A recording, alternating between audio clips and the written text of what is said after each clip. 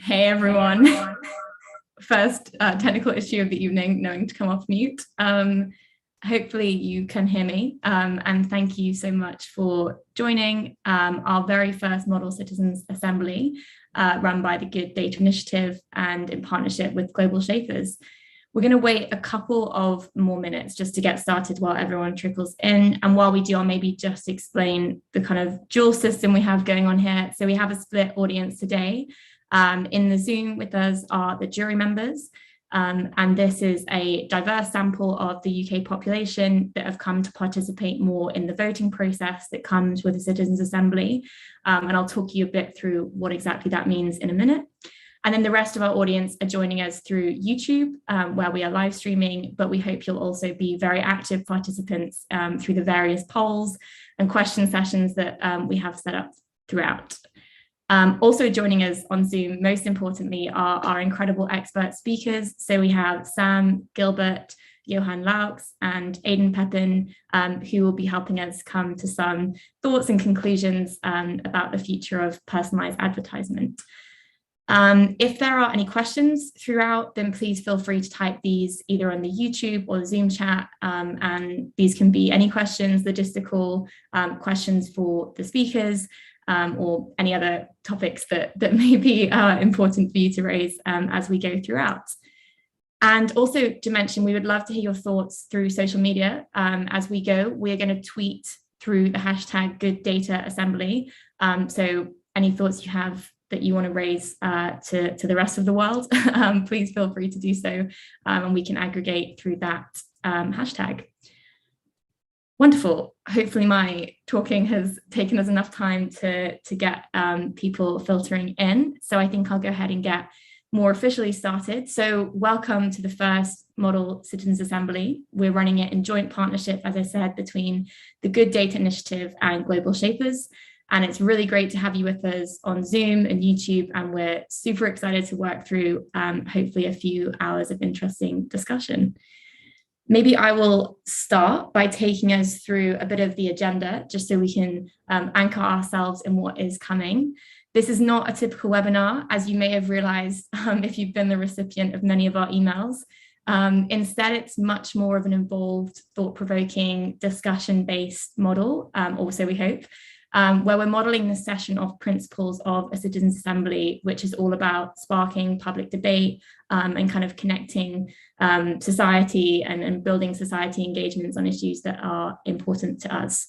So we'll start with the welcome, which I've already done a few times. Then we'll go into the model of the citizens assembly and a couple of definitions around that, just so we're all on the same page. Then we'll have an introduction into kind of the technology policy society intersection from Aidan. And then we'll go dive into the expert positions on either side of net benefit and net detriment, followed by some questioning. Then we will come to what I think will be a welcome break, followed by some deliberation by our jury on Zoom, and then a conclusion and wrap up and thanks. So hopefully that is clear. This will be coming back throughout to keep us kind of anchored as well. Just a quick disclaimer. So obviously we have a number of speakers here who come from a range of different organizations and affiliations, but they're very much here in a personal capacity. And so please view their opinions and positions and thoughts that are shared throughout the evening as such. Okay, so let's jump into my official welcome. So on behalf of GDI and Global Shapers, it's great to have you with us. A bit of background. So GDI is the Good Data Initiative, and this is an independent think tank run out of the University of Cambridge, however, has quite a reach internationally. Our team, for example, splits across the UK, the US, and Hong Kong, which has been a bit of a nightmare with scheduling calls, but definitely interesting to hear all different perspectives. And it kind of conducts high quality research on issues to do with data economy and how it impacts humans, organizations, and society. And then the Global Shapers is a World Economic Forum initiative for young people across the globe. And this is aimed at driving dialogue, action, and change throughout society. And as you can see from the stats, we are vast and across many hubs and countries. And this initiative in particular comes from the Cambridge hub. Now, most importantly, I would like to introduce our speakers who will be guiding us through the event this evening with their expertise. I'll give a brief overview of their incredible background and experience, and then I'm sure later on when they come speak, they can kind of introduce themselves more personally as well. So starting with Sam Gilbert, he is an entrepreneur and researcher working at the intersection of politics and technology at the Bennett Institute of Public Policy. After working as head of strategy and development at Xperia and head of consumer finance at Santander, he was employee number 1 and chief marketing officer at Bought by Many, which is an award-winning fintech. If that was not enough, he also holds an MPhil with distinction in international relations and politics from the University of Cambridge, and also across to the other side, a bachelor's in modern history and English from the University of Oxford. He has also recently published a book, Good Data, An Optimist's Guide to Our Digital Future, which I would highly, highly recommend for kind of another perspective on how digital society will evolve. And secondly, we have Dr. Johann Laux. He is a postdoctoral researcher on the Governance of Emerging Technologies project at the Oxford Internet Institute. He's also a program affiliate with the Digital Welfare State and Human Rights Project at the New York University School of Law. He also has many degrees. He holds a degree from the London School of Economics and Political Science in Governance and from the University of Hamburg in Law. He also holds a PhD in Law from the University of Hamburg, researching institutional design of courts with mechanisms of collective intelligence. And finally, we have Aidan Pepin. Aidan is a senior researcher at the Ada Lovelace Institute. He leads on public attitudes and engagement research projects, such as Citizens Biometric Council and a survey on digital health inequalities. As you can imagine, is very relevant for the conversation and the kind of public engagement angle that we have on the event this evening. Before joining Ada, he worked at the Wellcome Trust on the social and ethical issues of health data and technology, and his background is in social science approaches to understanding relationships between people and tech. I tried to cut those intros down as much as possible, but our speakers just have kind of too many good experiences and backgrounds. So hopefully that gives us a good foundation and sets the scene for the discussion to come. So just thank you again to the speakers for taking the time for this and the current engagement they've had so far. So I'm going to just take us through a couple of definitions just so we're all kind of aligned on the same page, because as I said, this is a slightly different event to your typical webinar, and then we'll go into kind of some more detail of the content with Aidan. So a citizens' assembly. You've probably had many emails from us and have at least a brief definition of what this is. But this is basically a forum for a representative sample of citizens to come together and participate in open dialogue on an issue, often on societal scale. This will often involve coming to a conclusion on a specific question, as we're doing today, but it could also be to do with recommendations or prioritizing a list of actions. And operationally, I've tried to represent below. It essentially consists of 2 main sides. So you have the jury, which is a randomly selected citizen sample that provides a sample of the population that come together to deliberate. And then you have the witness side, where you typically have experts in the field present their opinion and evidence on a given issue. And as you will notice, we're doing a model citizens assembly. So we have the jurors with us in the live stream. And then, joining us by live stream, we have a wider audience, although we definitely encourage participation from both. So please get involved in the chat and through the various polls we'll send out as well. So just to set the scene on personalized advertising as well, the first thing to note is that there are many, many different terms for what this is and many definitions. You may have heard micro-targeting, targeted ads, behavioral advertising.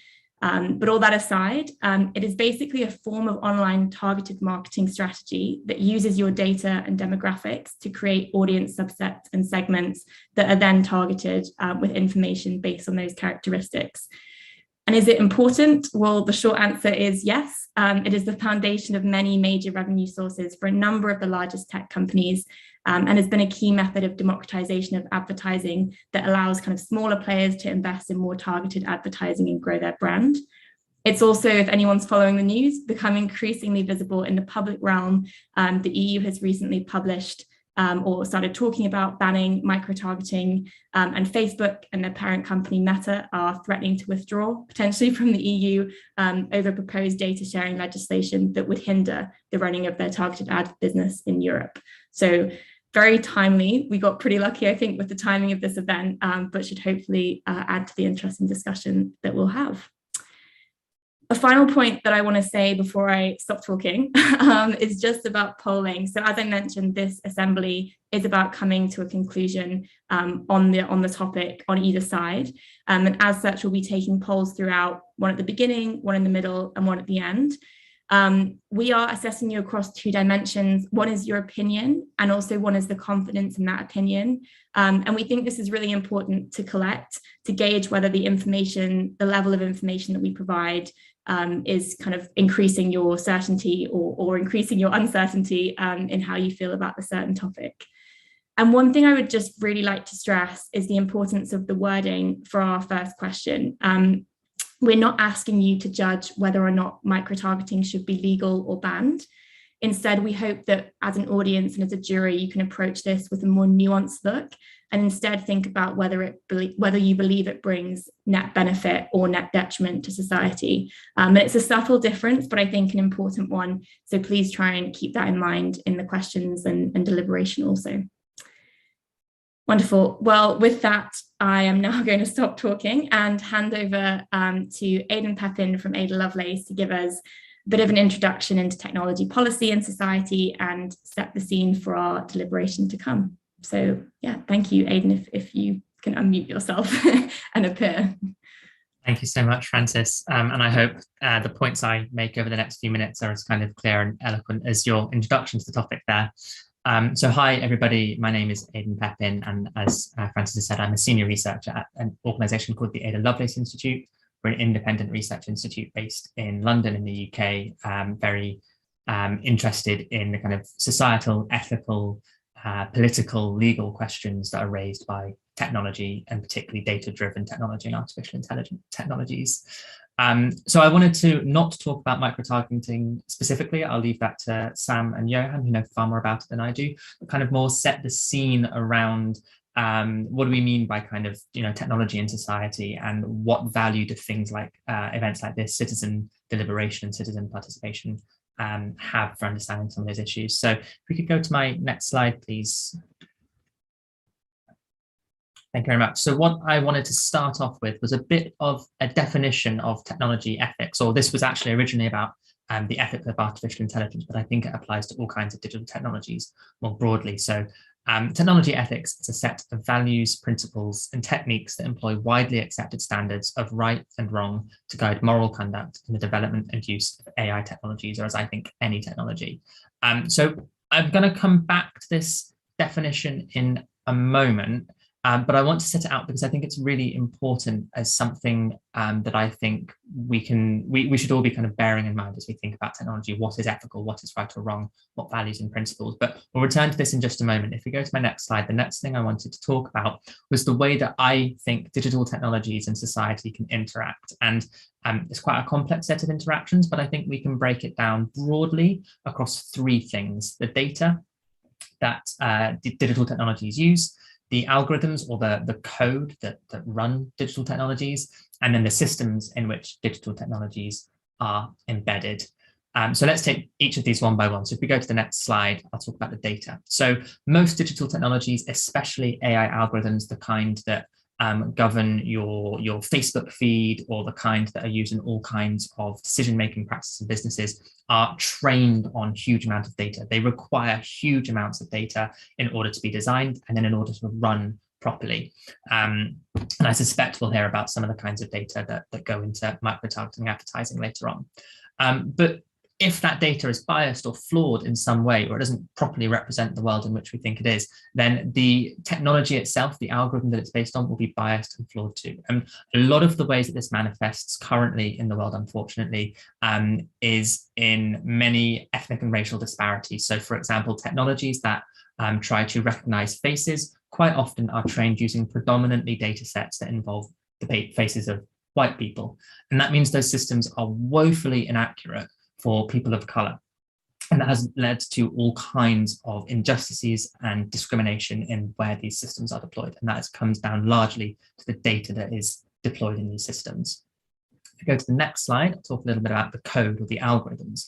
So the code on which an AI system or a digital technology runs can also introduce errors and flaws, and that can lead to unfair or harmful outcomes. Now, many of you will probably be familiar with the exam grading algorithm a few years back that caused a lot of disruption around A-level exams in the United Kingdom. And a big part of the problem here was that the code that was, that the way the code and the algorithm was written led to unfair or harmful outcomes, which many of the students were unhappy with and protested against. And then if we go to the third level, the systems, who deploys the technology, how it is or is not regulated, and where it's used can all generate power imbalances and injustice as well. So this is a screenshot from a video of an innocent teenage boy being stopped by the police because an algorithm incorrectly targeted him as a potential person of interest. But what happened was, because the police have the power to stop and search someone, it wasn't just the algorithm that caused the harm there, it was the wider societal system in which the technology was embedded that caused the problem. So all three of these levels, the data, the code, and the system, are one thing that I think is really important to remember is that there is a human element to all of these. People decide what code, what data is collected and how it's analyzed. People decide how the code is made, and people decide how the systems are used. So if we go to the next slide and return to the original definition I presented, I put some words in blue: values, principles, widely accepted standards, right and wrong. And if we think about the fact that technologies and all those different ways they interact with society have a very human element, I think the question we need to be really asking ourselves is, who is it that gets to decide what values and principles govern a technology? Who's setting the standards for a technology, and who gets to decide what is right and wrong when it comes to the deployment of a technology? Because what I think is right and wrong will be different to what each of you think is right and wrong. I mean, I hope we agree on some things, but there will certainly be areas where we disagree around certain values and principles.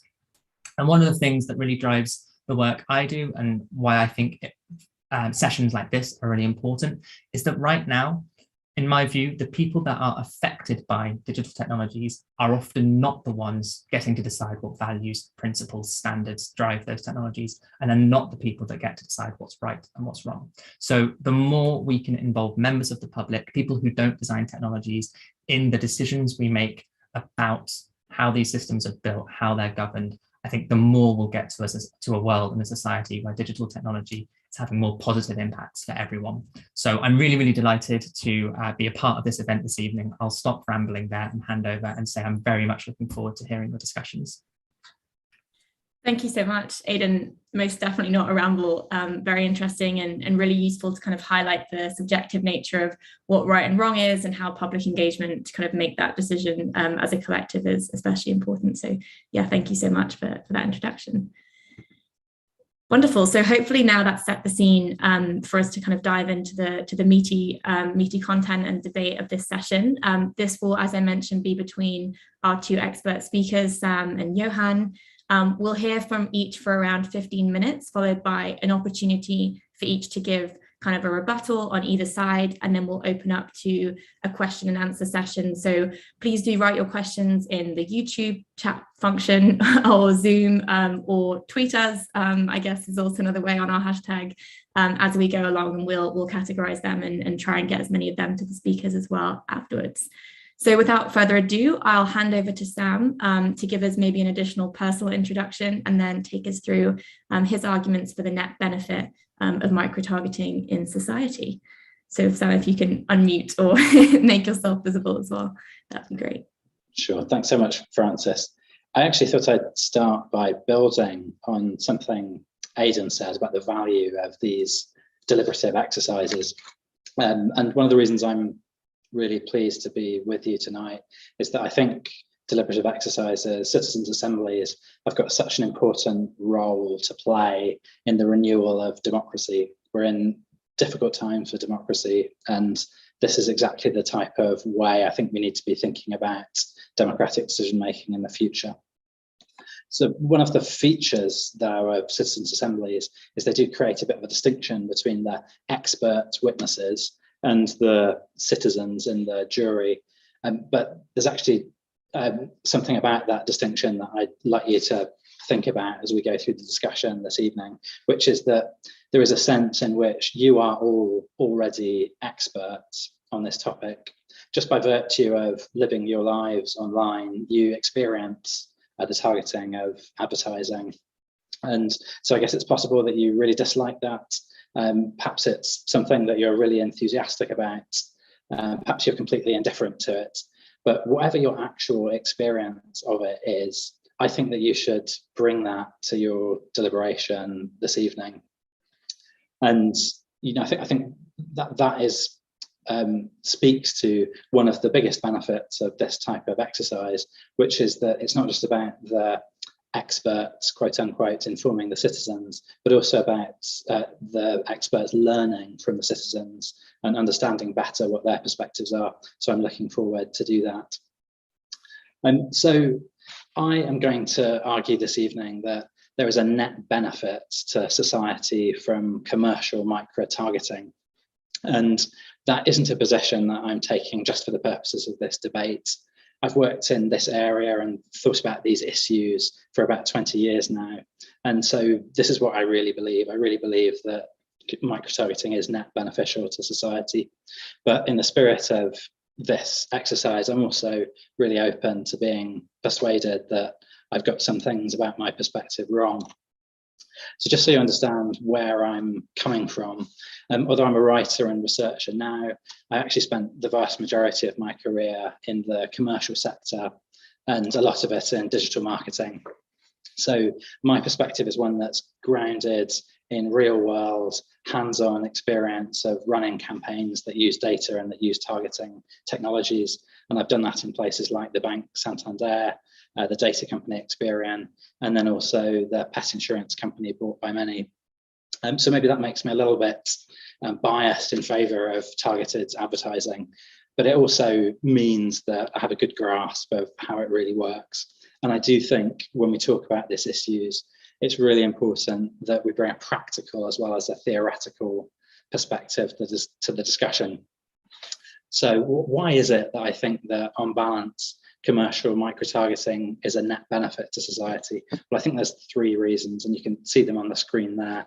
So first of all, I want to try and persuade you tonight that targeted ads aren't actually as creepy as you might think they are.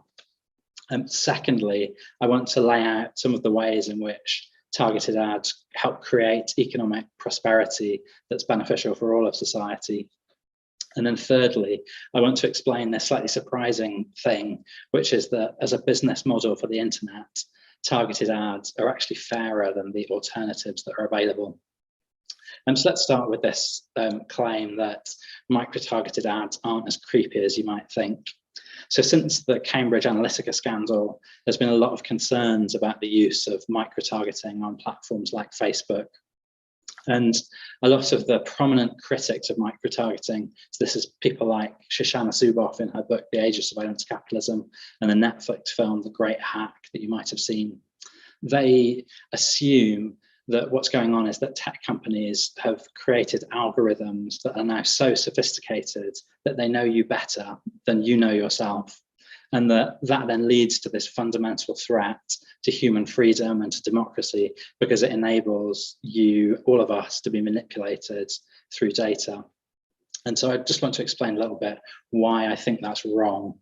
And to do that, I'm going to tell you a bit about the history of micro-targeting, which, although it sounds quite sort of futuristic, actually it's based on a technique called geodemographics that was invented in the 1980s in order to enable the expansion of catalogue retail. So for younger members of the jury and the audience, I should explain that in the 1980s and the 1990s, before we were able to shop online, if we wanted to buy things from the comfort of our own homes, we had to do that through physical mail order catalogues. And these catalogues were pretty big. They were more than 1,000 pages long. They were printed in colour. They were really heavy. And as a result of that, they were very expensive to post to people. So marketers found themselves with this problem, which is, how did they know which customers were worth posting catalogues to? And the answer to that question came through the use of this technique called geodemographics. So how geodemographics worked was that you would combine data from public sources, like the electoral roll, with data from large-scale consumer surveys in order that you could understand better what things people might want to buy based on the postcode that they lived in. So a sort of simple way of thinking about this is the old saying, birds of a feather flock together. If you live next door to somebody, it's quite likely that you've got similar consumer habits and preferences to them. So this information underpinning geodemographics, it wasn't a comprehensive database that held information in a detailed way about every person in the UK. It was a tool that allowed people who do marketing to make educated guesses about the sorts of consumer products people might want to buy. And so I'll just try and bring that to life a little bit with an example. So let's say we think about two postcodes. So one is a postcode that's in an outer suburb of a city where the housing stock is mostly detached and semi-detached houses, and it's a long distance from public transport. Now, in the second postcode, that is in the centre of the city. It's an area where the buildings are mostly Edwardian and Victorian, and they've been converted into studio flats and one-bedroom flats. And let's imagine that you work in marketing and you are trying to sell car seats for children. You're going to be much better off targeting your promotions for car seats to people who live in the first postcode than you are trying to promote them to people who live in the second postcode. And the targeting is effective, not because you know for certain that somebody who lives in the first postcode definitely drives a car and definitely has young children. It's just more likely that they do based on the bits of information that you do know. And so that sort of description of 1980s geodemographics is actually almost exactly how micro-targeted systems work today on platforms like Facebook. So there's no essential difference between these techniques. The differences are that now the basis for the segmentation and the targeting is not just postcodes, it's mostly behavioral data that's created from all of us using the internet. And the second really important difference is that technological developments in machine learning mean that it is more sophisticated than it used to be. But it's still fundamentally a system about making educated guesses, not a system that's about controlling anybody's behavior. So just to sum up, it's not as creepy as many people think. So on to my second point, which is that one of the main ways that micro-targeting contributes to society is by creating economic prosperity. Now, you might have listened to what I just said and thought, well, that's all very well, but why should I be targeted, even if it is with clunky techniques from the 1980s? And there's a couple of answers to this. So the first one is that it's just generally better for the economy when businesses are in a position that they can allocate their capital efficiently. So marketers have this saying that they're very fond of. It's attributed to a guy called John Wanamaker, and it's called Wanamaker's Dilemma. And it goes, half the money I spend on advertising is wasted. The trouble is, I don't know which half. And in the digital age, targeting is the tool that helps marketers resolve that dilemma. And what that means is that there's all kinds of different businesses that become viable and become scalable that wouldn't be able to exist if the only way that you could promote products was through expensive channels like TV and press advertising. So it helps move us away from a world that's dominated by very large players who have massive economies of scale, who can afford to use these expensive broadcast channels, and towards a world that focuses more on what's sometimes called the long tail. And that actually brings a benefit to us as individuals as well, because we get to find out about products and services and causes that we wouldn't have known about otherwise. So just to try and bring that to life, I thought I'd tell you about one of my colleagues, Mark, who is very motivated by trying to reduce his plastic consumption. And so he was Googling recently ways to do this. And then subsequently he was on Facebook and saw an ad from a company called EcoVibe advertising plastic-free sponges. So an answer to the thing that he'd been looking for presented it to him through the kind of magic of micro-targeting. And just to comment on other businesses that become possible through these techniques, Bought by Many, the company that I co-founded, is a business that now insures more than 500,000 pets. It employs hundreds of people, and we never would have been able to get the business started if it hadn't been for our ability to use Facebook ads to target a very specific audience, which was owners of pugs, because we had a product that was specifically designed to offer better insurance coverage to them. And then just a final point to say about this economic benefit from micro-targeting is that we also have to think about what the alternatives would be. So one alternative would be that we could still have advertising, but that it wasn't targeted at all. But I think if you consider what that might mean, I think we would end up in a position where most of the advertising space on the internet was full of lowest common denominator type products. So we would see, instead of ads for plastic-free sponges or for pug insurance, we would see ads for hookup apps and for online gambling websites and maybe for cryptocurrencies.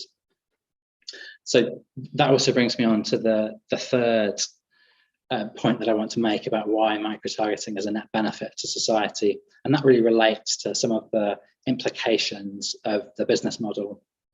So a lot of the time, people who are opposed to micro-targeting and think that it's wrong also feel that ad-based business models should be banned, and that what should happen instead is that we should pay cash for digital services like search and social media. But when you take the time to think through that proposition, it actually highlights this very important hidden benefit of targeted advertising as a business model for the internet. So just as an example, let's think about Facebook's financial results for a moment, which show some really interesting things when you break them down. So the average amount of money that Facebook earns for every Facebook user each year is around $25. But from North American users of Facebook, that number is more like $111. Whereas for users of Facebook in the rest of the world region, so that's the region in which Facebook includes places like Latin America and Africa, the total amount that Facebook earns is less than $10. And yet at the same time, everybody who is using Facebook gets to use the same set of services, no matter where they are in the world or what their income is or what their background is. And yet there are these huge differences in the revenue that Facebook derives from them paying attention to ads and clicking on ads and buying products as a result. So what that means is that effectively Facebook users in the more affluent parts of the world, like North America and Europe, are subsidizing access to messaging and social networking services for users in Asia and Africa and Latin America. And based on some analysis I did for my book, Good Data, on Facebook's financial results in 2018, that results to a transfer of value of around $25 billion a year from the global north to the global south. So that's like a very significant amount of money. And then just a final point to make on this is it's also, I think, worth us thinking about what the world would look like if internet services were mostly accessible to people who could afford to pay for them. And I think it would look, the user bases of digital services would then look a lot more like Apple's user base looks, or Netflix user base looks, or Amazon Prime's user base looks, which is that it would be massively skewed towards internet users in the rich parts of the world, and therefore to the detriment of people in the global south. So just to recap on the three reasons why I believe micro-targeting is a net benefit to society. So first of all, it's not as creepy as you might think. Secondly, it creates economic prosperity that benefits all of us. And finally, as a business model for the internet, micro-targeting is fairer than the alternatives that are available. And with that, I will stop. Wonderful. Thank you so much, Sam. I will give a virtual clap. That was incredibly insightful and really interesting perspective. I think I remember reading the stat about the wealth transfer from Facebook in global north and global south, and that's pretty incredible. So thank you so much for the perspective. So with that, I will pass on to Johann to give us maybe a brief personal introduction and take us through some of the arguments for the net detriment of micro-targeting to society. Yeah, thank you so much. Do you got my video? Yeah, well, I hope you can see me. So yeah, I'm Johann Laux. I work at the Oxford Internet Institute, where I'm a researcher, and I look into how we can regulate novel technologies such as AI that Aidan showed us, or micro-targeted advertising, which we're looking into now. And basically, this format, to me, I just want to support what Sam says. This is super exciting. And also, when I did my PhD, before I did what I do now, I did it in democratic theory. So it was all about deliberation, which is what we're doing now, and then a jury voting, which is what you're going to do later. So this is basically an instance of what I was dreaming of when I wrote my PhD. So this is fantastic. And I'm very happy to be here, very thankful for the jurors to take their time and listen to Sam and me. And also a biographical note, before I did my PhD, for a very small amount of time, I worked as a journalist in good old print journalism. So if there is a bias towards the old times of doing advertising, then maybe it comes from there. I don't think it has in any way influenced what I'm going to say today. But since Sam was so clear to say, hey, I'm working in this. This is what has been my career so far. I also had a career, and I saw how digital platforms took away the business model of good old print journalism. With that, let me start. On my slide, you can see my my 3 key points. First of all, my main concerns are that micro-targeting is invasive, that those people who are being targeted actually don't like it, and that it can be manipulative and have discriminatory effects. So there's a lot more to be said, except for that, and I think Sam gave a great introduction, but this is what's based on my research. So this is what these points are, what I've done at Oxford. So, and before addressing these concerns, I just want to make clear that not everything about targeted advertising is bad, but this is really important to understand. We do not live in a world in which the benefits of micro-targeting are actually outweighing the costs of it. And in the next 13 minutes, I'm going to tell you why this is the case and why we need better regulation of micro-targeting if it is ever going to have a positive effect on our societies. So first, my first point, micro-targeting is an invasion of people's privacy to a degree that is actually unprecedented in the history of advertising and commercial communication. So maybe, I don't know if I'm frozen right now. No, I'm not frozen. Am I frozen? It might happen, Francis. If I freeze, you just give me you can give me a sign. So you're good, you're good. Okay, good. Sometimes it happens. So micro-targeting is maybe it's a 1980s business model, as Sam says, but if it is, then with 21st century technologies, it is on steroids right now. And it's also not operating in the 1980s media landscape anymore.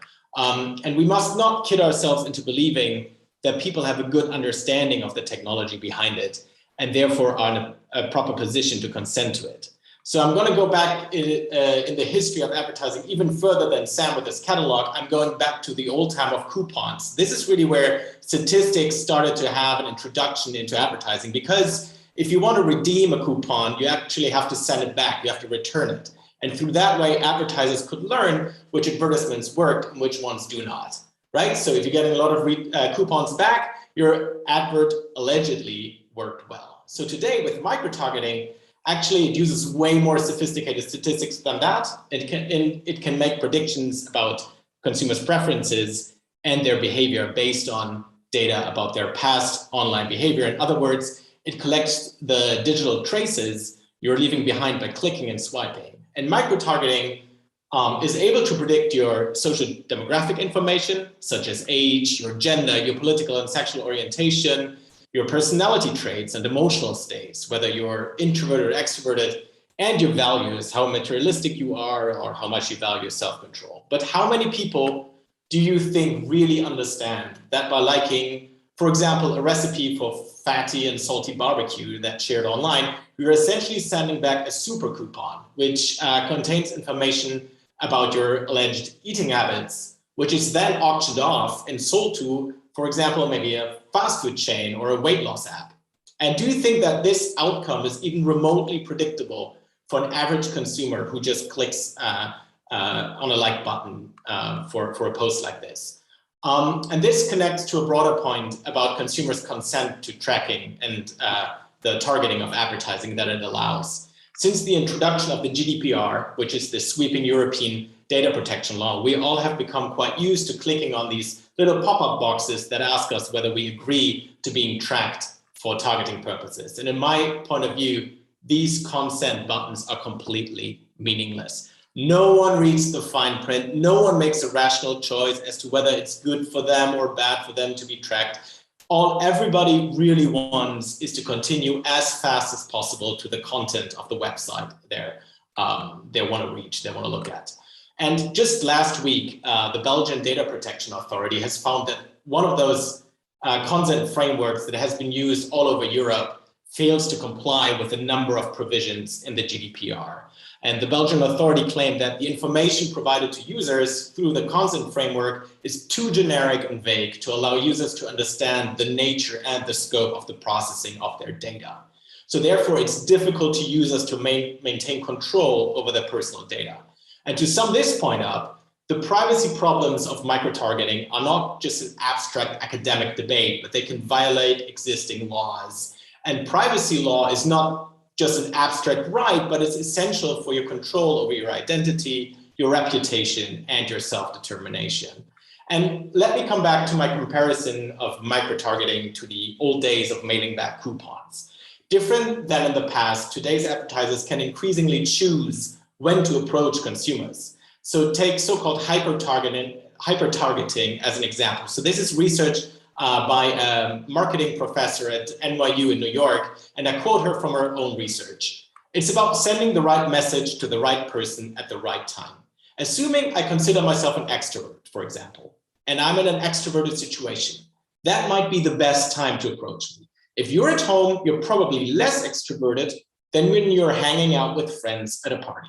Now, if advertisers know when an individual is currently in an extroverted mood, they can also predict how susceptible they are to particular recommendations. For example, maybe investment suggestions, right? There's also psychological research that shows if you're in an extroverted state, you're willing to pay higher prices for assets such as shares in the stock market. So now think of the consequences of that. In the pre-digital times, obtrusive advertising may have just harmed you by annoying you. And now with such psycho-targeted advertising, you can actually cause economic harm in a way that you couldn't before, in this case, by making people to pay more than they otherwise would. So the point here is really to get across that online advertising is simply different than advertising offline. So let me draw on another example. So supermarkets usually place candy bars at the checkout lane, right? With micro-targeting, consumers online are always in the checkout lane. You're at a party, you pull out your phone, you just check back. That's when you're reachable by advertisers. So this is not the same as offline advertising. And there's another problem with this method of delivering ads. The predictions that micro-targeting makes about you, what you like or what you're likely to buy, may be wrong or even dangerous. So false predictions can lead you to being offered products that are inferior to the ones that you would have been offered otherwise, or that are even damaging to your health or finances in certain cases. For example, inferring that someone has a lack of self-control could give reasons to show them ads for gambling. But what if that person turns out to have a gambling addiction? So these are risks for a small portion of the population, but they're risks nevertheless, and we need to think about them. So to sum up, my first key point here is that we're currently seeing a very intrusive marketing practice, and it draws on incredibly sensitive information, and it can make potentially harmful predictions. And we must not fool ourselves into believing that average people understand the risks and benefits of consenting to it, and they don't understand the technology behind it. And this leads me to questioning who this technology actually serves, which is my second point. So in order to be targeted, your online behavior needs to be tracked somehow. Usually it happens through cookies, which are files that store information about your online behavior. Now, it turns out if you give people the choice to opt out of such tracking for advertising, they actually opt out. So people really don't like it. In April last year, Apple allowed users to opt in and out of tracking with its newest version of its operating system, iOS. And early estimates show that globally, only 15% of users opted in for being tracked for advertising purposes. And in the West, it's even less. So it's likely that in the UK, 90% of users opted out of tracking. And now it's not just Apple, but Google is also offering a similar option for its users. So this is really evidence that people do not like to be tracked and that they're distrustful of targeted advertising. And this brings me to the basic premise of targeted advertising. It's saying, well, we need tracking so we can give people, we can show them what they want to see. We can show them what they prefer. But if you do that by doing something that people actually prefer not happening, then I really wonder what it is that you're doing. And of course, what Sam is true, targeted advertising is the business model behind many online services, such as search or social media. But it's not like paying taxes, where no one wants to pay taxes, but everybody wants to have great schools, functioning streets, or well-equipped public libraries. Paying with your sensitive data and your attention for online services is not the only way to fund these. There are also alternatives. And this brings me to my final point on the social value of advertising. I would like to push back on the idea that that micro-targeting has only positive economic outcomes and limiting it would have only negative economic results. I think this is wrong. So first of all, with micro-targeting, you can exploit vulnerabilities in people's ability to make rational decisions, right? So if you can make offers exclusively to a specific subgroup of consumers because you believe that they're particularly receptive because of certain characteristics, for example, because they're extroverted and they like to buy expensive things when being extroverted, then you can target them. So there's a risk that micro-targeting is really persuasive in that sense, so that people end up buying things that they would have otherwise not bought. If you can't do that, if you say like, well, actually it's not really persuasive, then I don't know what you're selling as a micro-targeting advertiser. Why should people even use it if you can't persuade people to buy what you want them to buy? So why pay extra for that then? So, and I don't think we have a really good grasp just of how persuasive micro-targeted advertising is. I don't think it affects the majority of consumers at all times. It will be a minority of people at times, but for them it will be a major issue. And we do not know, this is the point, we don't know in advance who is going to be negatively affected. My guess is that at some point in time, we all are going to be affected sooner or later or repeatedly over time. So take price discrimination as another example. So micro-targeting can give you pricing strategies that lead you to pay more than you otherwise would. So especially those consumers who have a limited choice of who to buy from or have little motivation to shop around will likely be discriminated in terms of the offers they see online. So the famous example from a few years ago was actually Apple. So if you go online with an iPad, an iPhone, iPad, or a MacBook, the prices you see allegedly are higher than when you're not using an Apple product, because apparently you've shown a preference for paying extra money for using an expensive luxury brand. So that's one example of how this works. And the other risk is that targeted advertising in this financial sense can also risk introducing biases. So for example, let's consider you want to advert a job that you have on offer. And to use the zip code example by Sam, we can run it through that again. So I'm only showing this ad to people who live in a certain zip code because I know in that area, the level of postgraduate education is really high. So there are people with all the university degrees. But we know that city geography correlates highly with race and class. So you're excluding all these people from seeing the ad, and you don't, of course, you could do this without going online, without using online micro-targeted advertising. You can also do that by sending out the job offer by mail. But actually, micro-targeting offers you ways to narrow it down even further, to introduce new categories to target people even more precisely, thereby excluding more people, and then you splinter the audience of your advertising. And this has consequences. So first of all, maybe you're not qualified for the job that has been advertised, but you're also not learning anymore what jobs other people like me, maybe in that case, are being offered. So you don't get an idea of what's out there for you. And, you know, a billboard that's somewhere, everybody who passes it by, everybody can see it. But with targeted ads, they're only visible to the targeted audience. And that's a problem for the enforcement of laws that we have to prevent harms from advertising. Normally, in order to function properly, many of the legal oversight mechanisms are dependent on complaints that people bring forward. And often these complaints are on behalf of others. This is so because those groups that are being targeted sometimes lack the context, the knowledge of why they're being targeted in the first place. So take, for example, imagine an ad that exploits young females who have a predicted lowest self-esteem regarding their body image. Now, when they see those ads, they might not question the accuracy of the targeting, and they don't directly see the harm it creates for them. It just perpetuates the belief they have about their body image anyways. Others who would be able to see through that, because maybe they have higher self-esteem, they're older, they're not in the target group, they never see the ads that these young females are seeing. So they also not know that other people are targeted with that.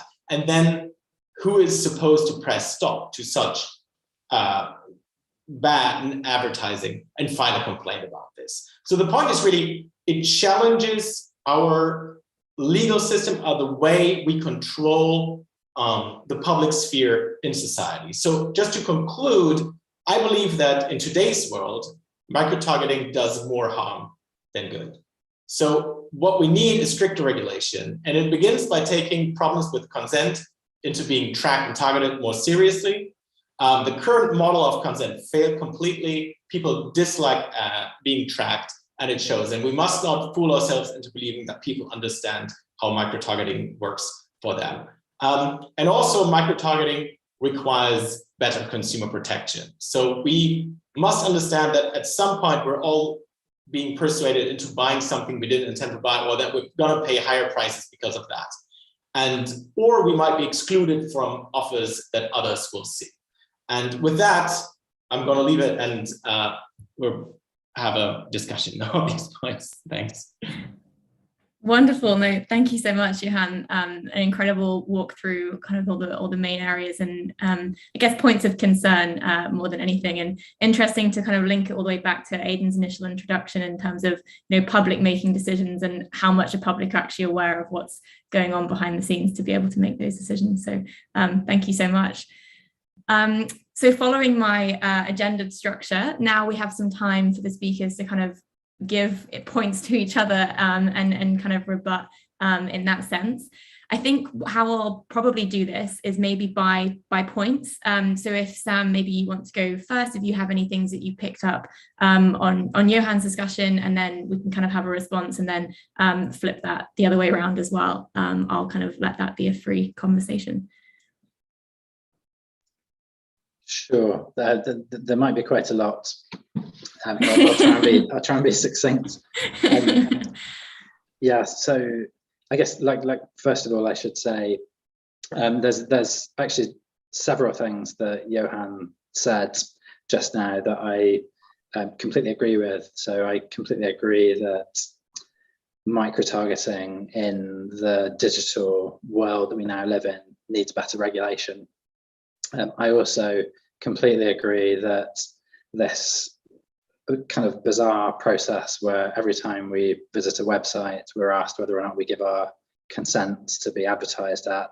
Clearly, this model is broken and doesn't work for anybody. I agree we need a better solution to that problem. And then the third thing that I agree with is that micro-targeting can definitely be misused by people who are malevolent and disingenuous in the way that they advertise, and that is a problem.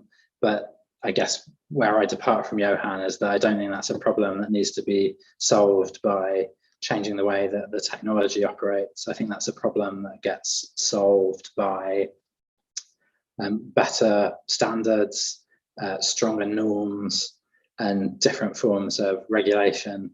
So maybe just to expand that a little bit, as I explained, the way that micro-targeting works is very similar to the way that geodemographics used to work.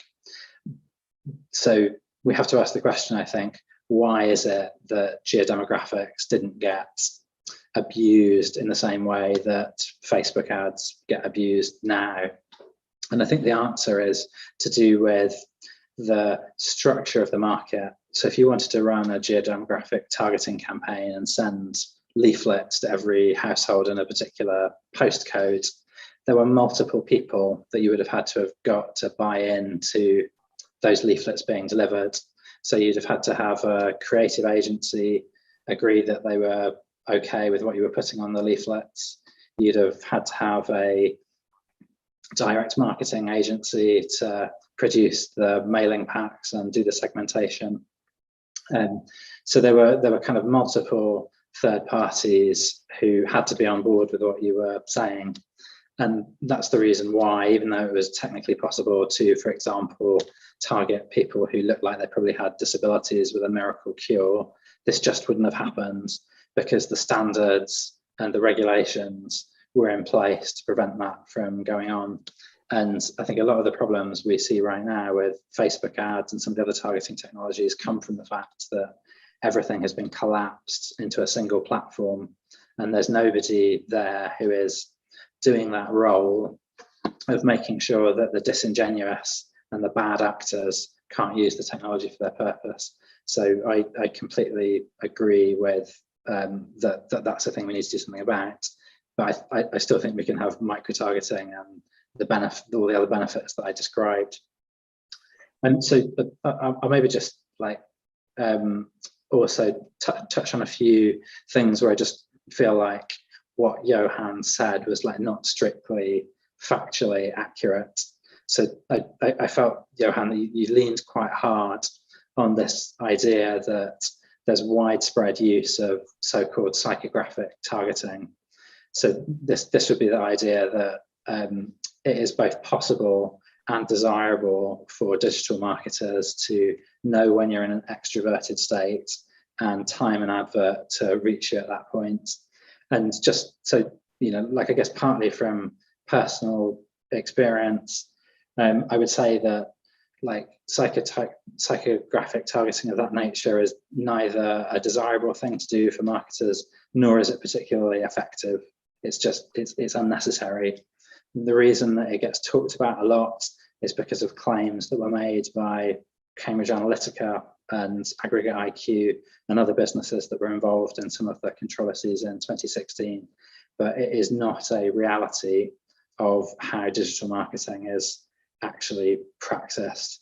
And so I think it's important that we recognize when it appears in these debates, it's generally out of proportion to the reality.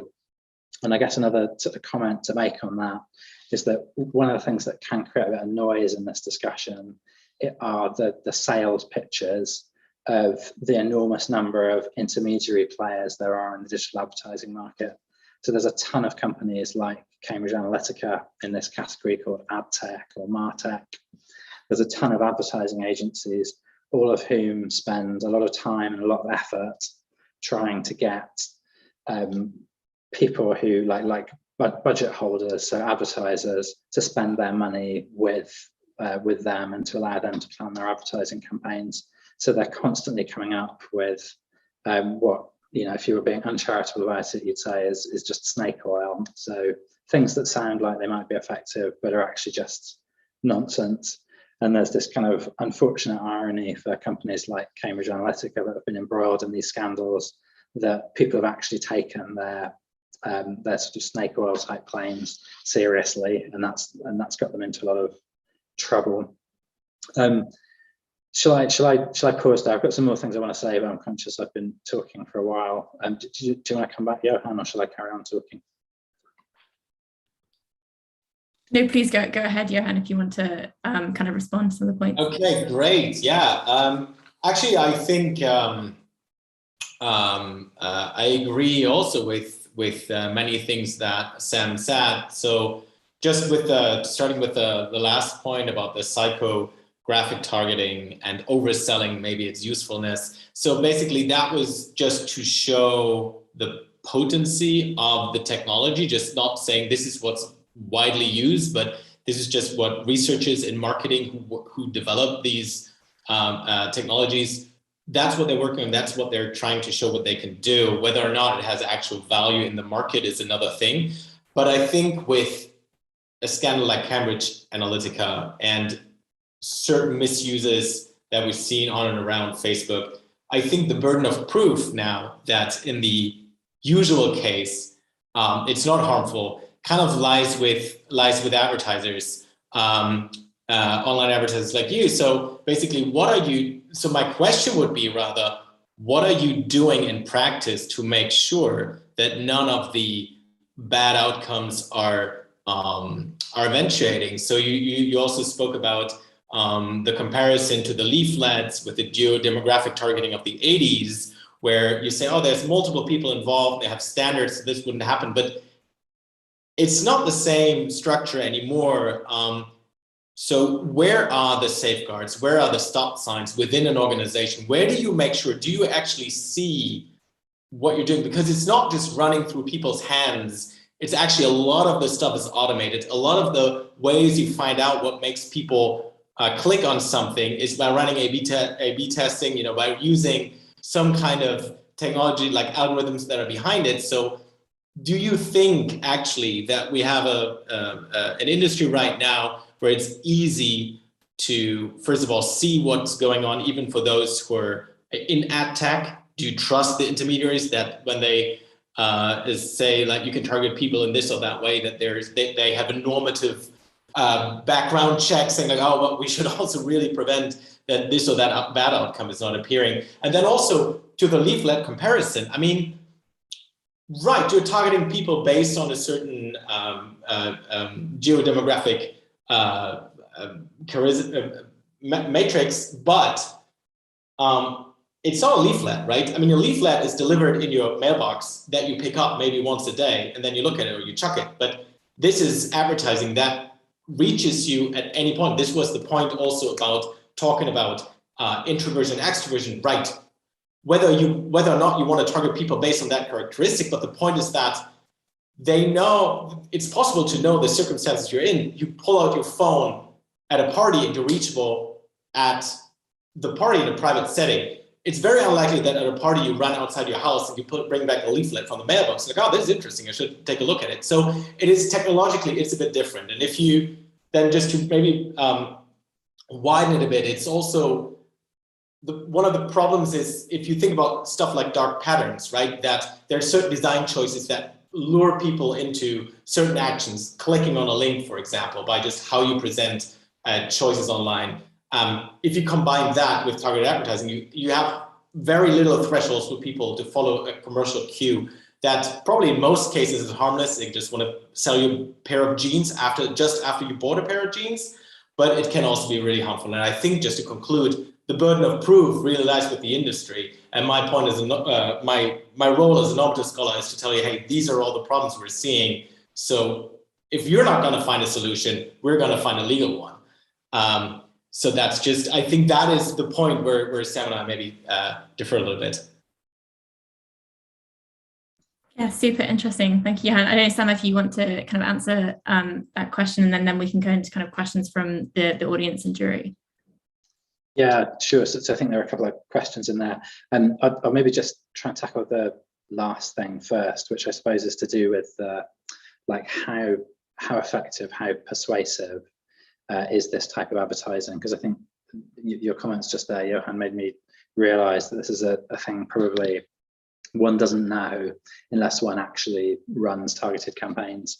So I guess in the grand scheme of things, advertising is really not very effective at all if you measure it by how often somebody actually clicks on an ad. So if you were to just run an ad at random with no targeting at all, the number of like less than one person in 100 would click on the ad. If you introduce some kind of targeting into it, you probably raise the proportion of people who click on it to maybe 1 in 100. If you're doing really well, it gets to 2 in 100. If it gets to 3 in 100, you're a hero and your boss will give you a a massive bonus. So when we talk about, we like people sometimes use sort of language like, like dark patterns, or use language like luring or manipulating. And I think this sort of somewhat oversells the reality. Advertising works, it persuades people to buy products and sign up for services, but it's not magic. It doesn't really, I don't think, make people do things that are fundamentally against their own interests. And so something else you asked, Johann, was about how do standards work in practice? So I'll maybe reflect a bit on that. So most of the time that I spent working with targeted advertising, it was in financial services companies, which are quite strictly regulated as financial services companies. So when you work for a bank or for a data company like Experian, or for an insurance company like Bought by Many, everybody who works there is very well aware that there's rules that are laid down by the regulator, and you have a compliance team internally that's there to enforce the rules, and you have to have processes that subject the advertising that you're doing to scrutiny. And even though, as you correctly say, the vast majority of digital advertising is done programmatically, so computers determine where the ads show up and measure the effectiveness of them.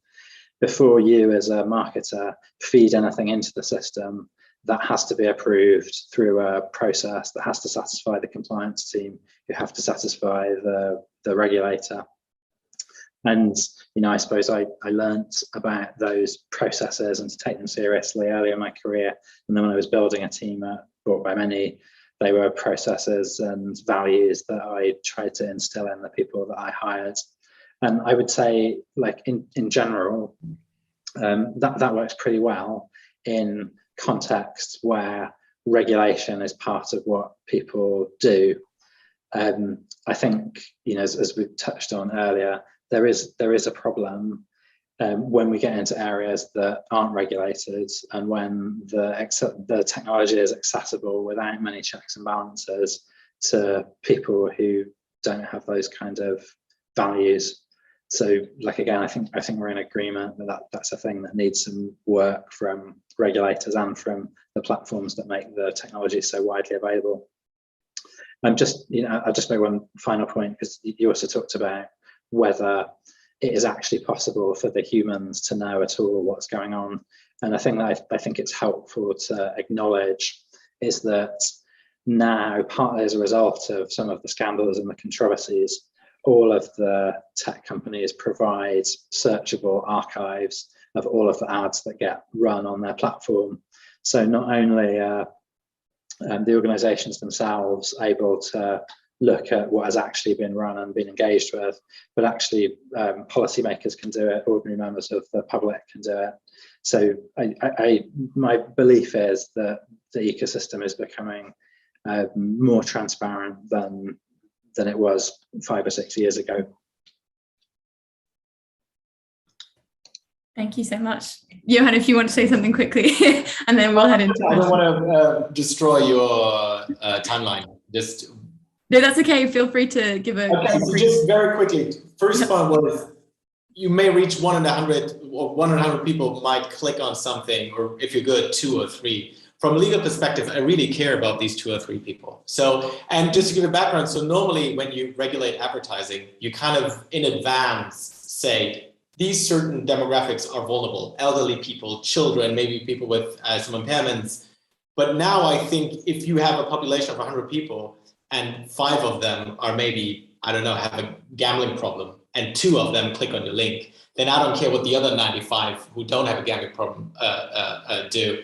I care about these 5, and if 2 of them respond, then you have a really high response rate. So it's just saying, like, you know what I mean? So it's the predetermined idea of vulnerability in the law may not really match so much the reality anymore, because, and this is the second point, is that there is no really much of a cool-off phase. So if you think of, for example, crypto trading apps, right? So I always wonder, usually they come with like which cryptocurrencies are really hot right now, right? Which are winners and losers on a daily trading scheme.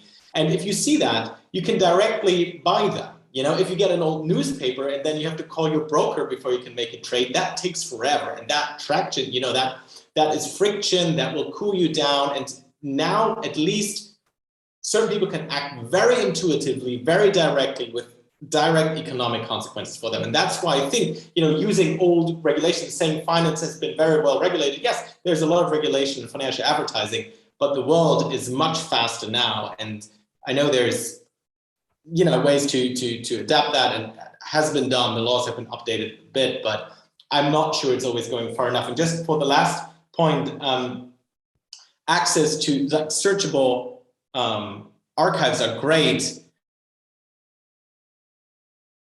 Oh no. I might be frozen.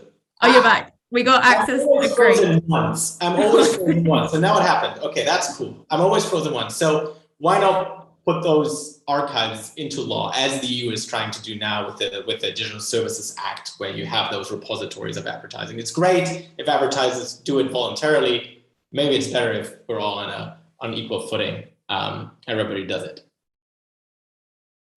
Thank you so much, Johann. I'm sure Sam could come back and we could continue down this forever. It's such a fascinating discussion, and just been reflecting on the questions we have had. Many questions come through from Twitter and Zoom and YouTube, and we've tried to categorize and prioritize it as best we can. So really sorry if we don't get to everything, but we'll try and address them all.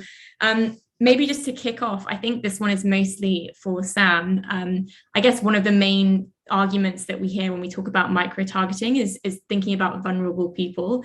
And we have a question about how do we deal with companies that target vulnerable consumers? So for example, maybe Amazon having ads that nudge people towards harmful or detrimental behavior. I think there's an example around, you know, maybe alcohol, substance abuse. If you're vulnerable to that, you obviously may be looking for that and you might get ads for that. Do you have any thoughts on how this may weigh into the net benefit or detriment? Yeah, so I mean, first of all, I think, like, I agree with everything that Johann has said, and also with what's implicitly in that question, which is that this is a really important issue and it needs to be really high up our priorities when we think about how things get regulated. I suppose what I would like to do, though, is try and pull apart types of advertising which address vulnerable people or vulnerable groups from the techniques of micro-targeting. So one example of this that actually Johann just brought up that I think is really important is the advertising of cryptocurrencies. So if you are in London at the moment, you will see that all over the underground, all over the buses, all over a lot of the outdoor inventory in London are advertisements for cryptocurrencies. Some of those are sort of generic. Some of them target particular groups and demographics with their messaging. Billboard advertising is not a form of micro-targeting, and yet vulnerable people of various different types are being put at risk by that form of advertising. I completely agree that ought to be addressed, but I don't think the way that you address that is through anything to do with micro-targeting. Really interesting. Thank you. The next question we have is maybe for Johann and or Sam. I think maybe we can both answer this one. This is about kind of whose responsibility it is, I think, to be the educator and to provide these guardrails around advertising. So I think, Johann, you mentioned that people don't have a good understanding of micro-targeting and therefore can't consent to it. Is this an overarching principle of consent, and where should the fair line be drawn where should the line be drawn for fair effort from organizations to educate people? And maybe slightly related, is it the responsibility of organizations, and where's the line between organizational responsibility, individual responsibility, and then kind of regulation and more government influence? Maybe start with Johann, and then Sam, if you have any thoughts on that as well. Yeah, so I think if advertisers kind of get rid of their kind of obligation by saying, well, if people consent to it, then it's justified, then I think it's a mistake, because come on, no one really understands what they're consenting to. So I think that that model of legitimacy has broken down. It's not working. So whose responsibility is it then? So I think it's also lawmakers' responsibility to come up with good and clever regulation. And I don't want to sound like it's all the advertisers' fault. And I think regulators have for a long time waited to act. And right now you can see this ginormous push where one half is screaming, we need to ban it all. We need to shut down micro-targeting completely. Or maybe some smarter subtle regulation that is below a ban, which is what I would argue for most likely, depending on how you do it. But I think it's a shared responsibility. I think it's a responsibility of the industry to implement oversight and to also lead to better transparency. I don't know. I just want to give it back to Sam there. What he thinks. Yes, so I mean, actually, we're fairly well aligned on this. I think consent is not the answer. No model that's based on consent is remotely feasible or desirable. It just requires far too much of individuals to understand what they're consenting to. I mean, another related problem that we have with digital life at the moment is the accepting terms and conditions for online services that are so long that it's very unrealistic that anybody's ever going to read them. So I think that the implication of that is that the responsibility, if we think about micro-targeting and advertising, has to rest partly with well, to use the jargon, the publishers. So this is the people who have got the advertising space and they then sell it to the advertisers, and then partly with the advertisers themselves. So the advertisers need to have responsibility for for producing advertising creative and messaging that is compliant with the law and compliant with the regulations, and also is within the spirit of it and is kind of ethically grounded. And then the publishers, so Facebook, Google, other media owners, should have responsibility for ensuring that the people who are using the media inventory, the advertising space that they're providing, are bona fide. So they need to apply, I think, stronger diligence checks to the people they allow to advertise than they do right now. And so just kind of final comment, and something that I am quite keen on when it comes to regulation is vague standards. So in financial services regulation in the UK, there's this concept called treating customers fairly, which got brought in by the predecessor of the Financial Conduct Authority in about 2006. And at the time, everybody working in financial services hated it. And they said, this is ridiculous. Like, you're not saying what fair means. So how can we possibly be expected to stick to this rule about treating customers fairly? But then what has happened in practice over the subsequent 15, 16 years is that financial services companies in the UK have had to think much harder about what fair treatment of customers means. And that in itself has promoted more customer-centric culture in financial services. So I'd like to see some sort of regulatory response or some sort of regulatory alternative to consent being based around giving advertisers and publishers that type of responsibility to treat their customers fairly, and maybe that will prompt some more sort of ethical reflection from them. Super interesting, thank you. It's interesting to hear, I guess, different perspectives around the agreement of the same principle. So thank you for the insight. Another question we had was around kind of how far micro-targeting or personalized ads give you what you're looking for, as opposed to influence your behavior in a way that you may not have acted before you had the targeting. And so maybe the question is, if ads change your inherent preferences, is this a good thing, or what are the potential negative consequences to that? And kind of what are your thoughts around how this can maybe be mitigated? For example, your point, Sam, about somebody you work with who is really into sustainability and getting that ad, that was a beneficial thing for them. But again, maybe the alcohol example, what if you're influenced to become a certain way or do a certain thing that you wouldn't have before? Maybe for Sam, do you have any thoughts on that? Sure. So let me start with another sort of slightly technical thing, which might be sort of helpful for the deliberation, which is just to, again, sort of pull apart two different types of targeting when it comes to digital ads. So actually the most effective type of targeting is a thing called retargeting. So, and this is probably a thing that many people in the jury and in the audience will like think of instinctively if they think about being targeted online. This is an experience where you go and browse a new pair of trainers, and then all of a sudden, all of the advertising space and every website that you visit seems to be full of the same pairs of trainers. And you go on Facebook or Instagram, and the pair of trainers is there again, pursuing you around the internet until you buy it. So that is a form of targeting that really just, well, as the name suggests, it retargets you based on things that you have already done. So I kind of, I guess, like linking this back to the question, that feels to me like not sort of problematic in the way that maybe the second form of targeting might be seen to be more problematic. So that's a type of targeting that kind of intuits things that you might be interested in based on what you have, I suppose based on like something emergent from your online behavior. So I think, I mean, it's definitely possible that might lead to things being promoted to you that are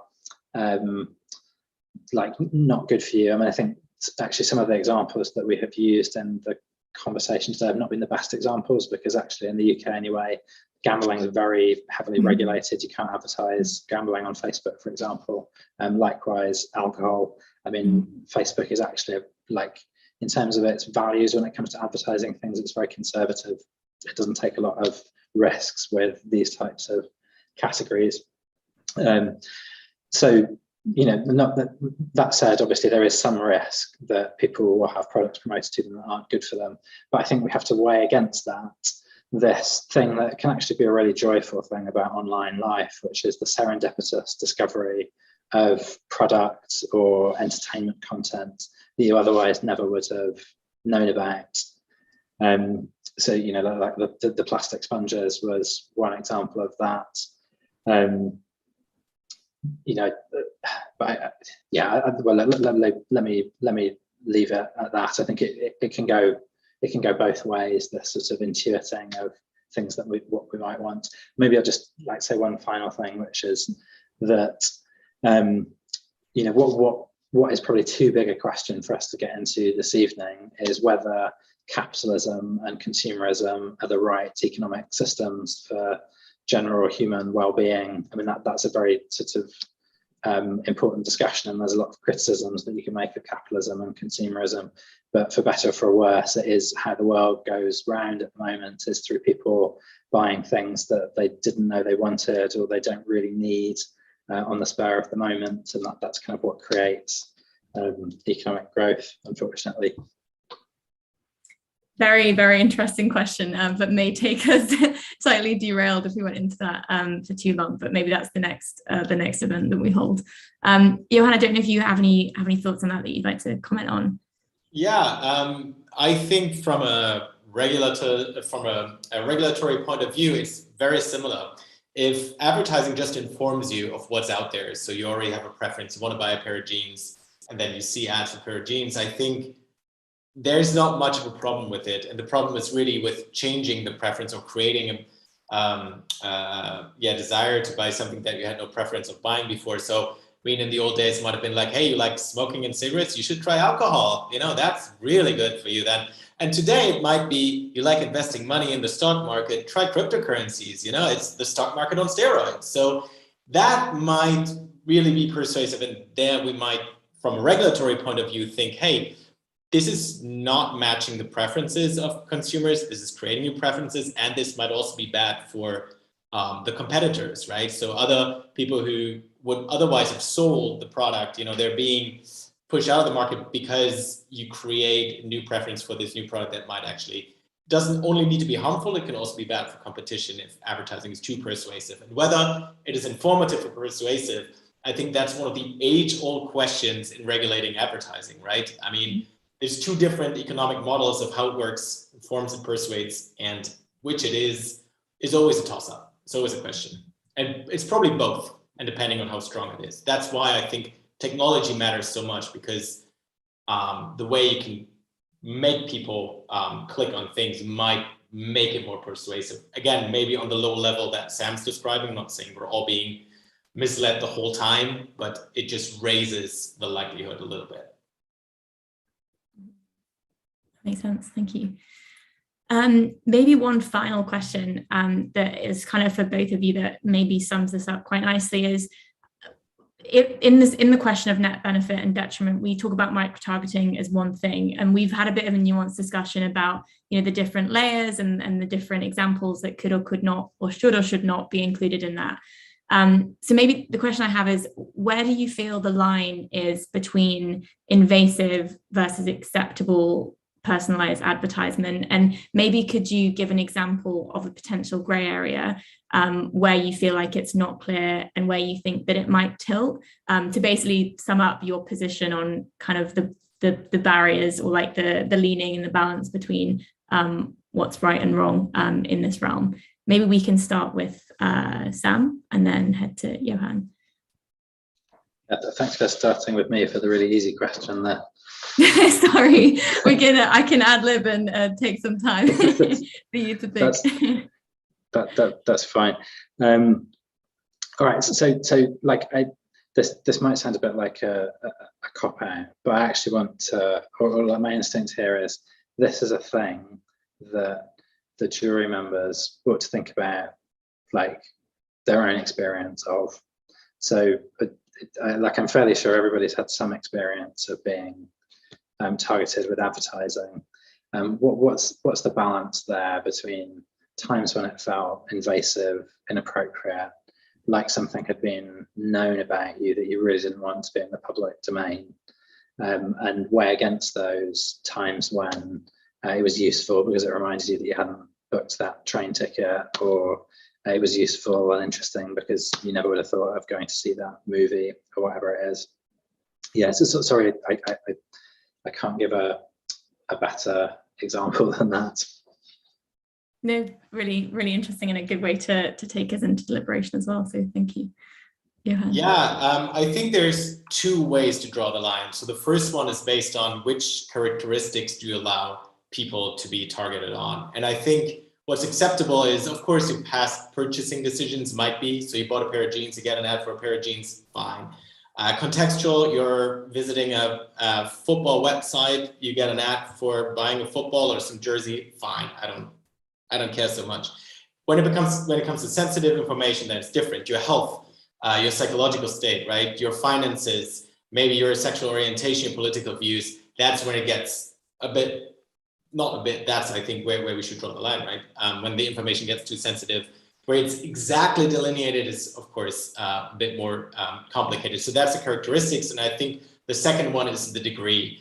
How much are you exposed to micro-targeted advertising, right? So if you're just bombarded with that, and you get really this splintering of the offers that you see of the market, which depends on just how much of it is out there, then it might be too much, not necessarily for the individual harm, but for the public, right? We might be losing a public domain. I mean, I'm not saying that this is necessarily where the industry is at. I can see you, Sam, breathing and be like, we might not be nowhere near there, but that's where I would draw the line, right? If we all get micro-targeted advertising, we don't see what each other is seeing anymore, then what are we doing? Then we're not in a good state anymore. Very interesting. Thank you so much. Wonderful. Great. So I think with that, we'll give poor Sam and Johann a break. That was a really, really interesting discussion. And unfortunately, we couldn't get to all the questions, but useful to kind of view through them as well, Sam and Johann, if that's interesting to you later. Wonderful. So I think now what we'll do is we have a final, interim poll for those of us on the jury, just to kind of get another sense of how you're feeling about the topic and how confident you are in your opinion. So if you could take an answer on that, that would be wonderful. And then I think to give everyone's brains a little bit of a break as well, we'll take a quick 4-minute break where we can hopefully get some water, more coffee, and then return at 8:05 UK time, wherever that is in your time zone, 4 minutes from now. So yeah, thank you so much. And everyone, please stay logged on. We'll be back in 4 minutes.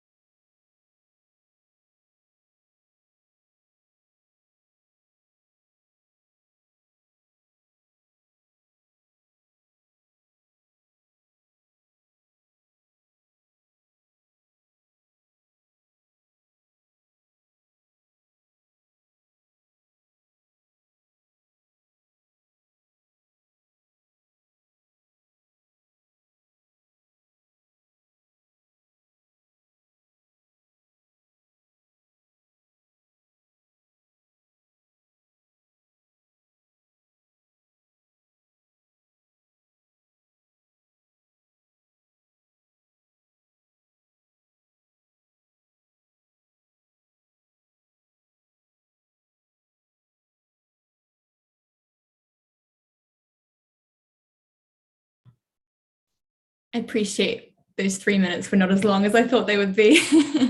So I'll give everyone a couple more minutes to get back. I feel like when you think about what time is, it's never as long as it actually should be. So I'll wait till everyone kind of heads back. Maybe just for the jury, when we do return, if you could switch on your cameras on Zoom, that would be super useful to see if you are here, so we can assign you to breakout rooms, and we can kind of see everyone's faces as well. And just as a brief reminder, for people on the jury, if you could answer the poll if you haven't already. Super important for us to be able to kind of track how opinions are moving and changing, and confidence in those opinions is changing as time goes on. And we also, for the audience, have a link in the YouTube description or the YouTube chat. Not sure what the terminology is there, where you can also vote, and it'd be great to hear your perspectives and thoughts as well. So please do that also. How are we doing? Okay, we've got lots of cameras on, which is good. Great. Well, maybe I'll start talking about what's going to happen next. And then for anyone joining a little bit late, they can hopefully catch the end or be filled in when they're placed in breakout rooms. So yeah, welcome back. Hopefully everyone's brains have somewhat worked through the really insightful discussion that we've heard over the past hour or so. So this now is where we move to deliberation.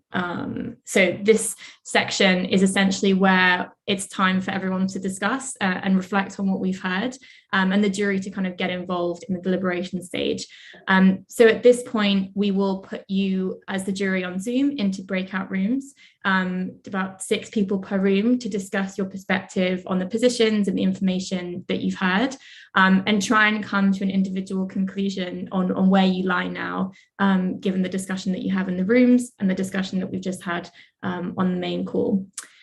These breakout rooms have been carefully selected to balance across characteristics and everyone's opinion on personalized advertisements. So hopefully that will spark some interesting discussion and debate within the rooms as well. For those of us on YouTube, we will be back with you in 20 minutes.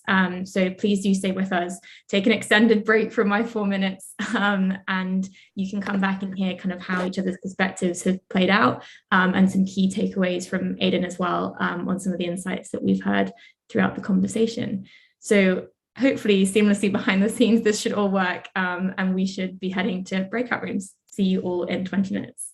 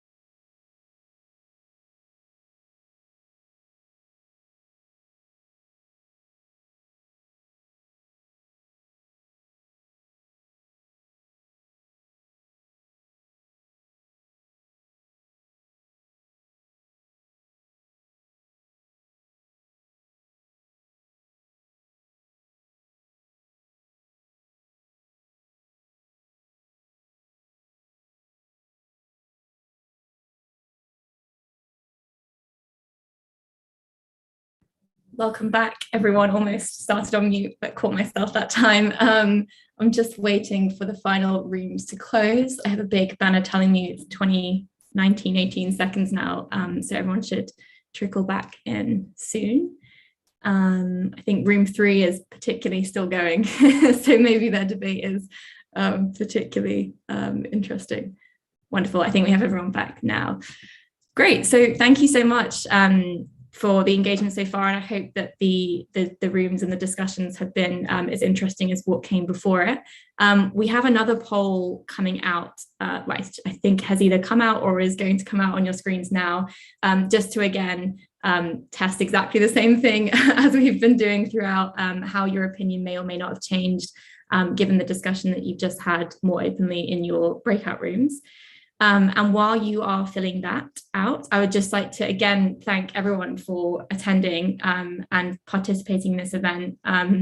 We've just been having a discussion in my breakout room about the importance of kind of civil participation and how you can run these things in different ways, and how different kind of structures of these events will work better or worse. And as such, we are super keen to have your feedback on anything you've enjoyed, anything you didn't enjoy, and also specifically thinking about, you know, how well did this achieve its goal of sparking conversation in a kind of neutral and friendly and open environment. So we will be sending around a feedback form at the end, just to plug it in advance now. It would be really, really great if you could fill that out, and we'll definitely take those things on board next time. To close us off much more eloquently, we will hand over quickly to Aidan to give us some of his reflections on the event and kind of potential things going forward that we could think about. So maybe Aidan, if you could give us some of them. Yeah, thank you so much. I mean, I was just chatting with Johann and Francis and Sam before, and just saying how much I've enjoyed the evening.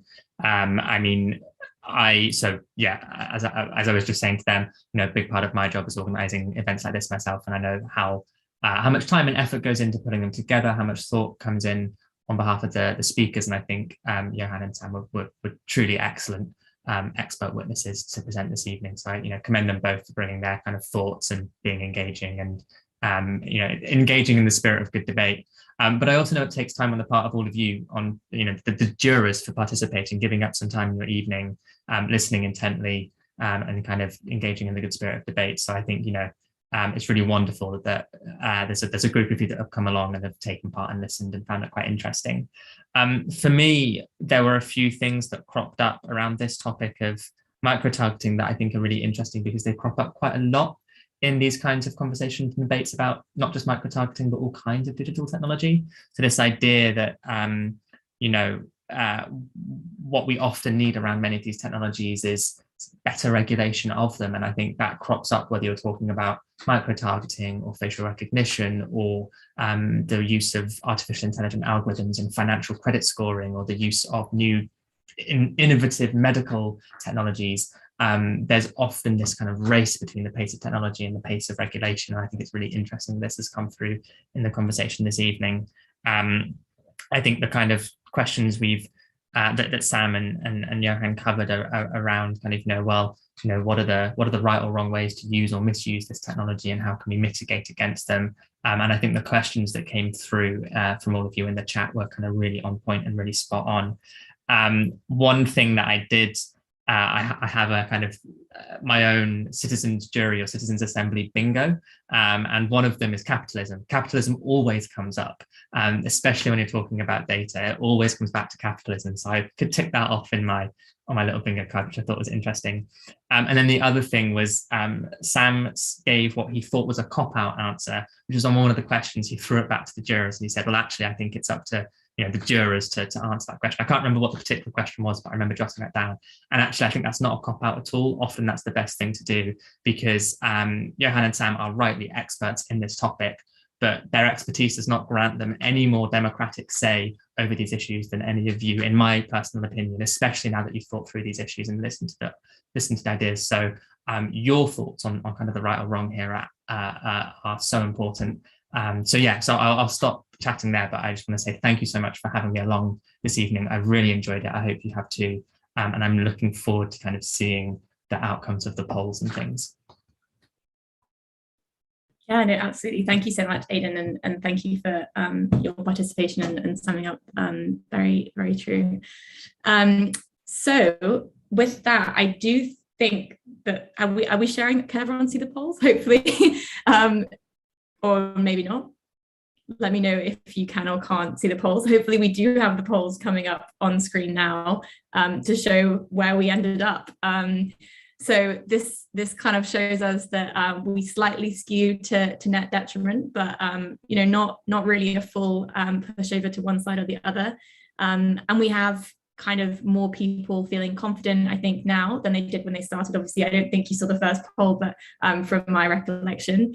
But this is not kind of the whole story. As I've kind of alluded to throughout, we've been tracking at various points of the event how your opinions have changed, and we'll be synthesizing this and the progress of your opinions and confidence, and putting this all together in kind of a blog post that should be kind of an interesting dive into the way society views and responds to different points in this kind of citizens assembly type event.